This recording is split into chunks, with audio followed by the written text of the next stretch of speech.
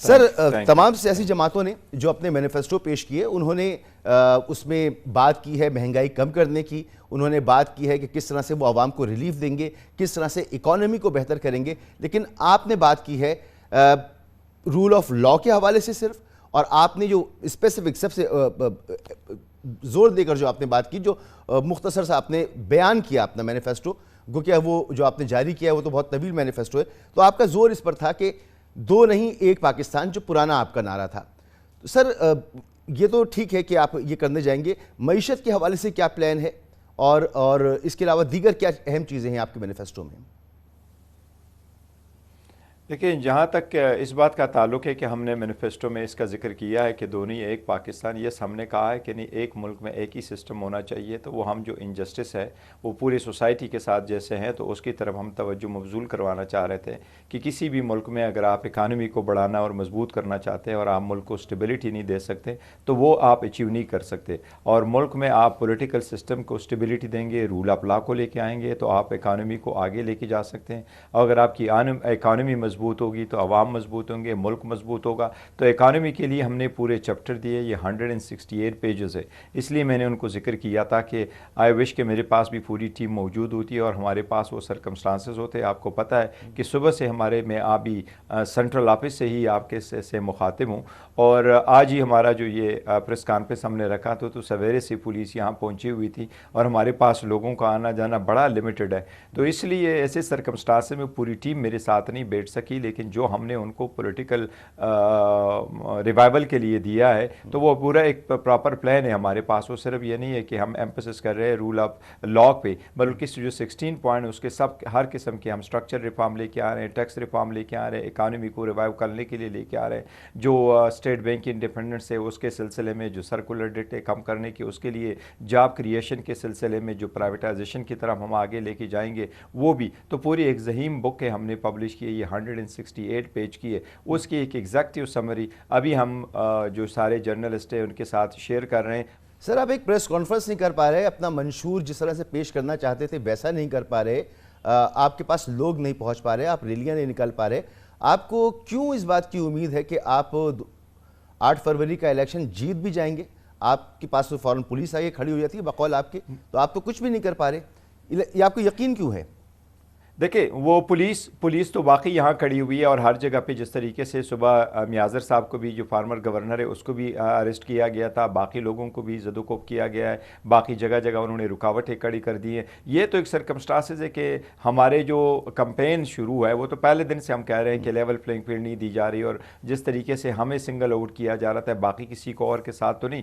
अगर आपने सारे पॉलिटिकल पार्टीज़ को देखा है तो हर पॉलिटिकल पार्टी रैली भी निकाल रही, जलसा भी कर रही है, कन्वेंशन भी कर रहे हैं। हमें तो कन्वेंशन की भी इजाज़त नहीं, जलसे की भी इजाज़त नहीं है, प्रॉपरली तो ट्रीट ही नहीं किया जा रहा जिस तरीके से एक पॉलिटिकल सिस्टम में एक सिटीज़न का पार्टिसिपेट होने का राइट है।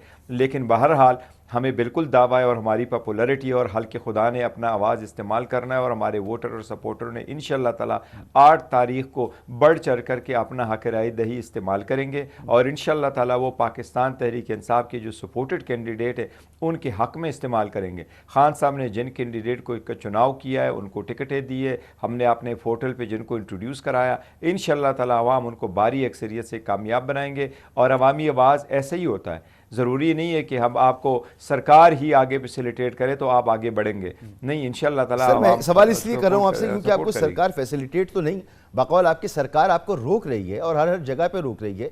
नॉमिनेशन पेपर से लेकर, प्रेस कॉन्फ्रेंस से लेकर, रैली से लेकर, जलसे से लेकर, हर जगह अगर आपको रोका जा रहा है तो इलेक्शन में आपको कैसे जाने दिया जाएगा? जो आप जिस रवैये का आप इजहार कर रहे हैं, क्यों आपको यकीन है कि लोग निकलेंगे भी और वोट भी डाल देंगे? और वोट, आपको पता है हमारे यहाँ इलेक्शन बहुत शफाफ तो नहीं होते और ये सब मानते हैं।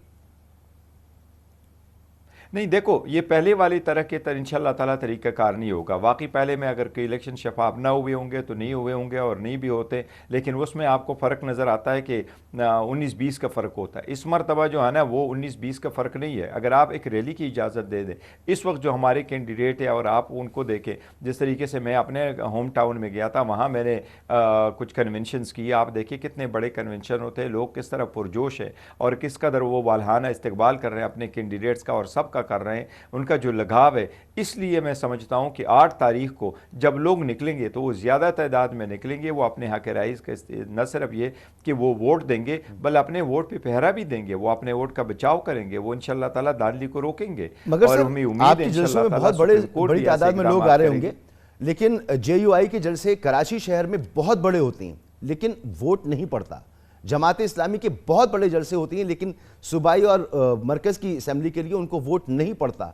तो जलसे बड़े होने का या पॉपुलैरिटी बहुत होने का इलेक्शन साइंस से कोई गहरा ताल्लुक तो नहीं है सर?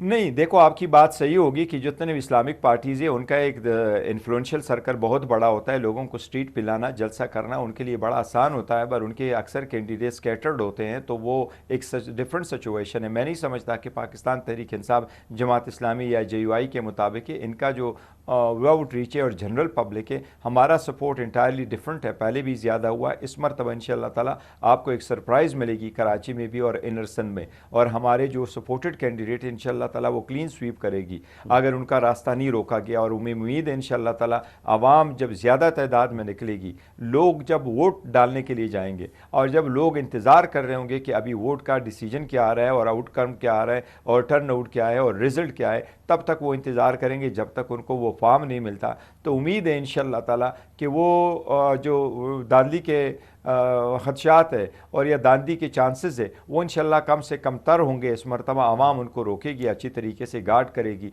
तो मुझे इसलिए उम्मीद है कि इंशाल्लाह ताला हमारा विनिंग मार्जिन इतना ज़्यादा होगा, हमारी पॉपुलैरिटी इतनी ज़्यादा है, हमारे लोग जो है इस मरतबा वो हर पोलिंग स्टेशन पे ठीक ठाक गार्ड करेंगे। इसलिए वो मुझे उम्मीद है इंशाल्लाह ताला हमारे कैंडिडेट को ज़्यादा नहीं हराया जा सकता। सर, आपने खुद ही अपनी गुफ्तगू में कहा कि अगर हमें नहीं रोका जाता, और फिर आपने कहा कि आपको उम्मीद है, तो अगर रोका जाता है और आपकी उम्मीद पूरी नहीं होती तो फिर तो सूरत हाल बिल्कुल मुख्तलिफ होगी।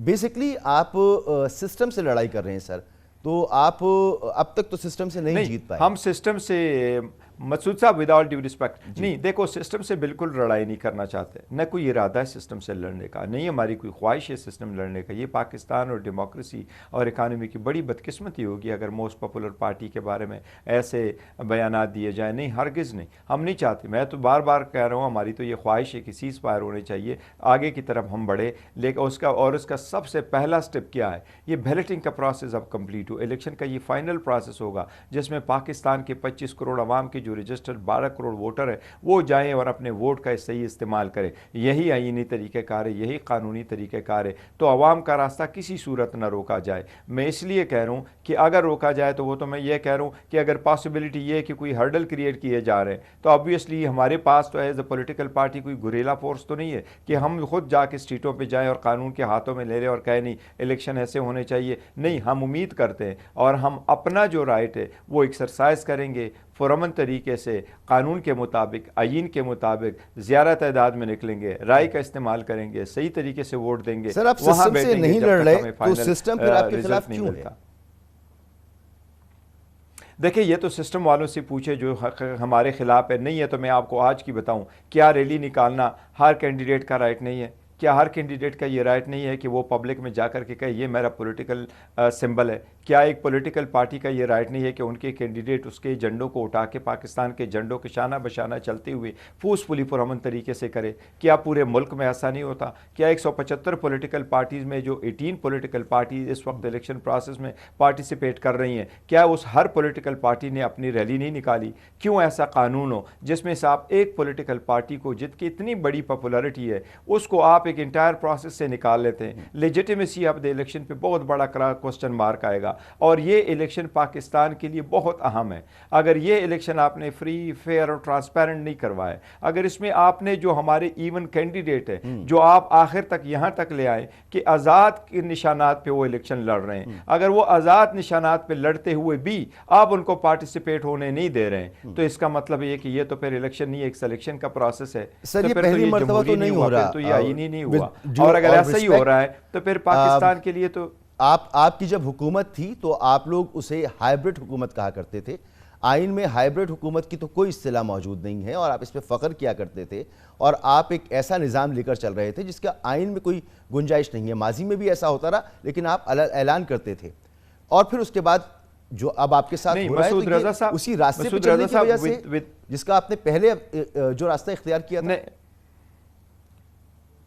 नहीं मसूद रजा साहब, विद ऑल ड्यू रिस्पेक्ट, मैं एग्री नहीं करता ऐसी बात से। नहीं, हमने कभी भी नहीं कहा है, ना कभी हाइब्रिड कहा है, नहीं हम ये पार्टिसिपेट कर रहे हैं कि ऐसा सिलसिला होना चाहिए। हमने तो जो भी इलेक्शन करवाए, बाय इलेक्शन करवाएं, तो बाय इलेक्शन में कोई भी वो भी जीते हमारे। पहले ही आपने देखा जनवरी में इलेक्शन हुए, लोकल गवर्नमेंट में खान साहब खुद कंपेन नहीं कर सके, बीइंग बिजी, तो वो जो सीटें थी ज़्यादातर वो ये लोग जीते। और फिर जब second phase of the election हुआ लोकल गवर्नमेंट में, तो ज़्यादातर सीटें हम जीत गए। हमने तो कभी भी ऐसा नहीं किया। और आपने देखा होगा कि पाकिस्तान तहरीक इंसाफ की दौरी हुकूमत में जो भी इलेक्शन हुए, आपको इस बात से अंदाज़ा होगा कि किसी भी विनिंग कैंडिडेट ने यह कंप्लेंट नहीं किया कि जी उनको रोका गया, उनको इजाज़त नहीं मिली गई या उसके साथ धांधली की गई। 2018 के इलेक्शन में तरीके से या अदरवाइज नून लीग के साथ जो रवैया था उसकी क़यादत मौजूद नहीं थी, मुल्क से बाहर उसे जाना पड़ा, उनके लोग गिरफ्तार थे, उन पर केसेस बन रहे थे, किसी पर हीरोइन का केस डाला जा रहा था, किसी पर कब्जे का डाला जा रहा था, किसी पर कोई केस डाला जा रहा था। रात 11-11, 12-12 बजे तक अदालतें खुली थी, उनके खिलाफ फैसले कर रहे थे,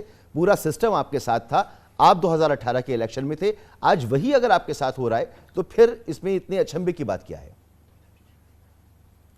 नहीं, मैं ये नहीं समझता कि ऐसे हिस्ट्री को रिपीट किया जाए कि जी उसके साथ हुआ तो आपके साथ। तो सर वो जो हिस्ट्री थी उस पर निदामत 2018 नहीं, मैं मसूद रजा साहब, मैं अगर कंप्लीट करूं काइंडली, मैं यही कह रहा हूं कि 2018 और 2022 के इलेक्शन हरगिज़ एक जैसे नहीं है।